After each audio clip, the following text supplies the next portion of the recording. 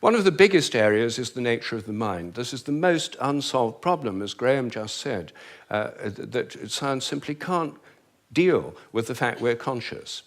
And it can't deal with the fact that our thoughts don't seem to be inside our brains. Our experiences don't all seem to be inside our brain. Your image of me now doesn't seem to be inside your brain, yet the official view is there's a little Rupert somewhere inside your head, and everything else in this room is inside your head. Your experience is inside your brain. I'm suggesting actually that vision involves an outward projection of images. What you're seeing is in your mind, but not inside your head. Our minds are extended beyond our brains in the simplest act of perception. I think that we project out the images we're seeing, and these images touch what we're looking at. If I look at you from behind, you don't know I'm there. Could I affect you? Could you feel my gaze? There's a great deal of evidence that people can. The sense of being stared at is an extremely common experience, and recent experimental research suggests it's real. Animals seem to have it too. I think it probably evolved in the context of predator-prey relationships. Prey animals that could feel the gaze of a predator would survive better than those that couldn't.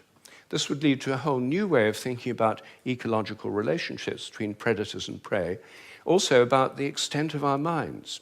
If we look at distant stars, I think our minds reach out in a sense to touch those stars and literally extend out over astronomical distances. They're not just inside our heads. Now, it may seem astonishing that this is a topic of debate in the 21st century. We know so little about our own minds that where our images are is a hot topic of debate within consciousness studies right now.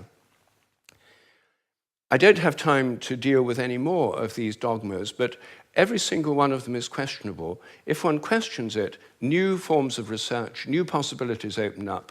And I think as we question these dogmas that have held back science so long, science will undergo a reflowering, a renaissance.